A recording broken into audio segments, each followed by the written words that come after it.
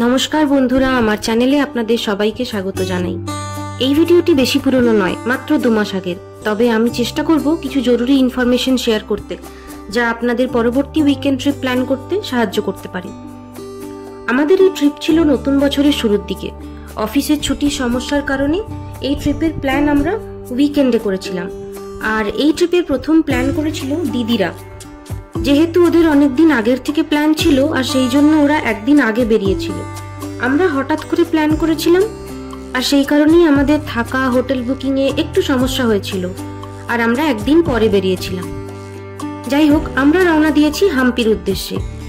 এই ভিডিওতে আমি আপনাদের জানাবো ব্যাঙ্গালোর থেকে হাম্পি পৌঁছতে গাড়িতে কত সময় লাগে, আর হাম্পি সম্পর্কে কিছু তথ্য। ব্যাঙ্গালোর থেকে হাম্পির দূরত্ব প্রায় 350 কিলোমিটার। গাড়িতে গেলে 6 থেকে 7 ঘন্টা সময় নেয়। আর আপনারা যদি ট্রেনে যেতে চান, নিয়ারেস্ট রেলওয়ে স্টেশন হাম্পি থেকে হোসপেট। এটা হাম্পি থেকে প্রায় 13 কিলোমিটার মতো দূরে। হাম্পি হচ্ছে কর্ণাটকের বেল্লারি জেলায় অবস্থিত একটি ঐতিহাসিক স্থান। এটি তার সমৃদ্ধ ইতিহাস ও স্থাপত্য শিল্পের জন্য বিখ্যাত। এটি ইউনেস্কো ঘোষিত এক বিশ্ব ঐতিহ্য স্থান বা ওয়ার্ল্ড হেরিটেজ বলা হয়। এটি একসময় বিজয়নগর সাম্রাজ্যের রাজধানীও ছিল। আপনারা যদি হাম্পি প্ল্যান করেন, তাহলে মেনলি অক্টোবর থেকে ফেব্রুয়ারির মধ্যে গেলেই ভালো হয়। এই সময় ওয়েদার খুব ভালো থাকে, তাই হেঁটে ঘুরতে অসুবিধা হয় না। আমরা যেদিন গেছিলাম সেদিনও আবহাওয়া খুবই ভালো ছিল। আমাদের কোনো কষ্ট ক্লান্তি হয়নি। আকাশে মাঝে মাঝে সূর্য উঁকি দিচ্ছিল, আর মাঝে মাঝে হালকা বৃষ্টিও পড়ছিল।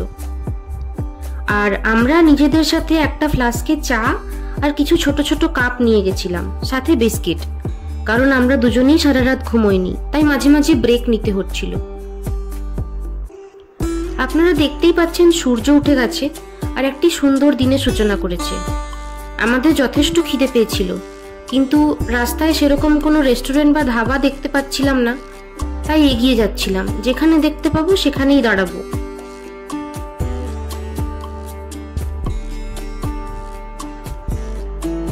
তখন প্রায় সকাল 10টা মতো বাজে। একটা রাস্তায় ধাবা দেখতে পেলাম, আর সেখানেই দাঁড়িয়ে পড়লাম। আর সাথে ছিল এই সুন্দর দৃশ্য।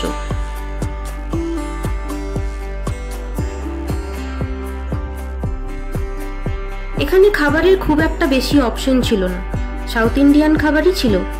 আমরা ধোসা অর্ডার করলাম, কারণ ওখানে যারা কাজ করছিলেন ওনাদের জিজ্ঞেস করায় ওনারা বললেন ওইটাই তাড়াতাড়ি পাওয়া যাবে, তাই আমরা ওটারই অর্ডার দিলাম।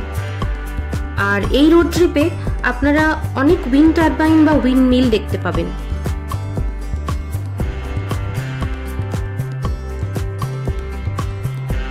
আমাদের খাওয়া দাওয়ার পরে আমরা সামান্য কিছু ফটোশুট করে তারপর আবার বেরিয়ে পড়েছিলাম।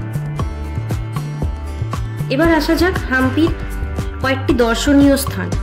এখানে সব থেকে জনপ্রিয় স্থান হলো Virupaksha temple, Vittala temple, stone chariot, lotus Mahal, এইগুলো। আর হোটেল বলতে এখানে আপনারা সব রকমের বাজেটের মধ্যেই হোটেল পাবেন। খাবার বলতে দক্ষিণ ভারতীয় খাবারের সাথে সাথে উত্তর ভারতীয় এবং অন্যান্য আন্তর্জাতিক খাবারও পাওয়া যায়।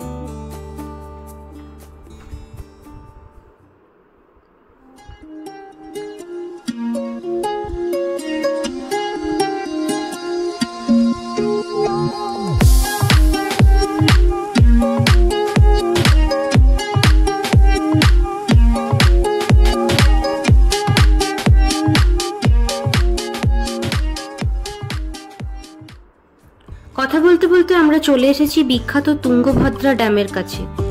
এই বাঁধটি বেশ বড় এবং জলও খুব পরিষ্কার। আপনারা দেখতেই পাচ্ছেন পরিষ্কার পরিচ্ছন্নতা খুব ভালোভাবেই বজায় রাখা হয়েছে এখানে। এখানেও আমরা সামান্য কিছু ফটোশুট করেছিলাম। তারপরে আমরা বেরিয়ে পড়েছি। এবারে আমাদের লাস্ট স্টপ হবে হাম্পি। মাঝে আর কোনো স্টপ দেওয়ার প্ল্যান আমাদের নেই। আমরা পৌঁছে গেছি হাম্পিতে। তখন প্রায় দুপুর 1টা মতো বাজে।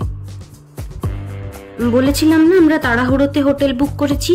তখন গুটি কয়েকের মধ্যে এটাই পছন্দ হয়েছিল, হোটেল প্রিয়দর্শিনী। এখানে অনেকগুলো এই নামের হোটেল আছে, তবে আমরা বুক করেছিলাম হোটেল প্রিয়দর্শিনী ক্লাসিক। হোটেলের পরিবেশ খুবই সুন্দর। এখানে কভার্ড পার্কিংও আছে, এরকম বাইরে একটা ওপেন স্পেসও আছে। আর এই ওপরে উঠলেই এখানে রিসেপশন এরিয়া।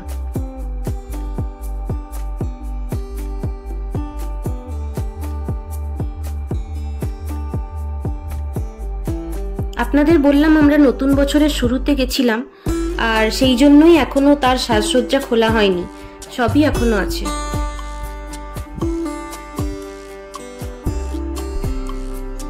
এই হচ্ছে হোটেলের রিসেপশন এরিয়া, আর ওই সামনে আছে লিফট। লিফট দিয়ে উঠে এরকম ভাবে সোজা গেলেই এইখানে আমাদের রুম। আমাদের রুমের নাম ছিল ভদ্রা, আর আমাদের রুমের বাইরে থেকে এরকম একটা সুন্দর ভিউ দেখা যাচ্ছিল। এই হচ্ছে রুমের এন্ট্রান্স। এখান দিয়ে ঢোকার পরে খুব একটা ছোট্ট এরিয়া দেওয়া হয়েছিল বসার জন্য, সিটিং এরিয়া বলতে পারেন। আর সেখানে এরকম একটা বড় উইন্ডো ছিল যেখান দিয়ে বাইরের একটা সুন্দর ভিউ পাওয়া যাচ্ছিল।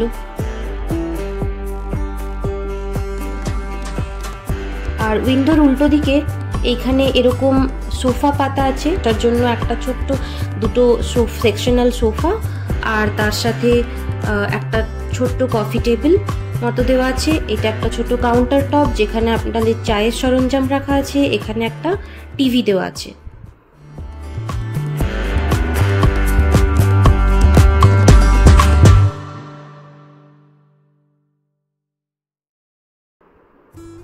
ওখান থেকে ঢুকে গেলে এইটা হচ্ছে বেডরুম। বেডরুমেও একটা বেশ বড়সড় জানলা করা আছে যেখান থেকে একটা সুন্দর ভিউ পাওয়া যাচ্ছে।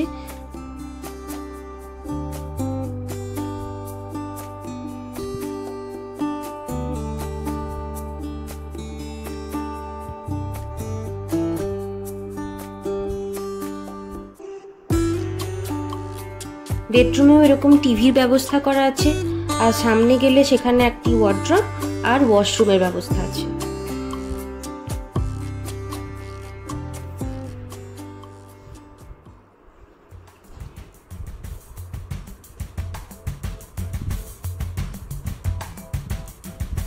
তো চলুন আজকের ভিডিওটা এখানেই শেষ করলাম।